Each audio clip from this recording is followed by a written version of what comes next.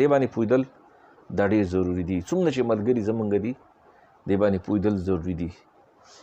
نو دې کې څه واقعات داسې راځي د دې بزرګانو واقعاتو کې چې کله کله بنده په دې نتیجې باندې ورسېږي چې یاره تقوا پرهیزګاري خو ډېره دوی خبره ده، زه خو بیا وړو مسلمان هم نه یم، ځکه زما مسلماني خو پلاني بزرګ ته نه رسېږي، زما تقوا، زما ورع، زما تهجد، زما منځونه، زما د قرآن شریف تلاوتونه، زما روجې، دا خو پلاني بزرګ ته نه رسي.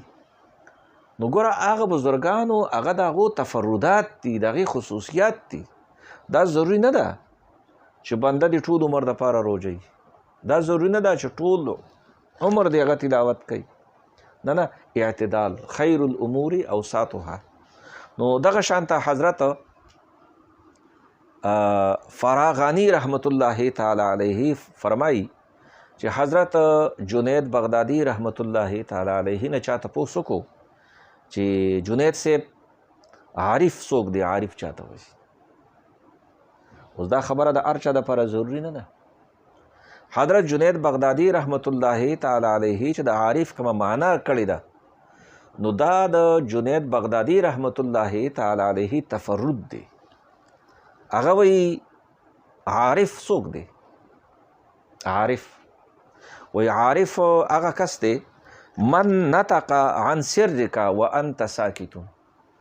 عارف هغه څوک دی چې هغه ستا د زړه خبرې کوي او ته چوپې، ته پټې خبرې نه ظاهرې، خو عارف ستا د زړه رازونه، ستا د اندر، ستا د دننه چې کوم څه دي هغه بیانوي درته ښیي چې ستا زړه کې دماغو کې دا دي، زړه کې دې دا دي، ته دا ویل غواړې، دا ویل غواړې، دا ویل غواړې، دا ویل غواړې، دې ته عارف وایي.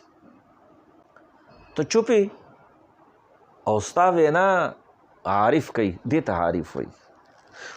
خو دلته به دا یاد ساتئ د دې بزرګانو په خبرو باندې پوهېدل هم هغې دپاره هم پوهه پکار ده.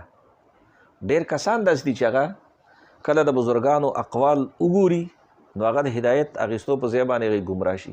اوهو دا خو د علم غیب دعوه وکړه، دا خو علیم بذات صدور دی. نه دا نه دی، شاهد دې ته فراست ایمانی وایي. اتقوا من فراست المؤمن انه ينظر بنور الله. شاهد او غالبه ده چې دا وصف او دا کمال او دا صفت په حضرت جنید بغدادي رحمت الله تعالی علیه کې موجود.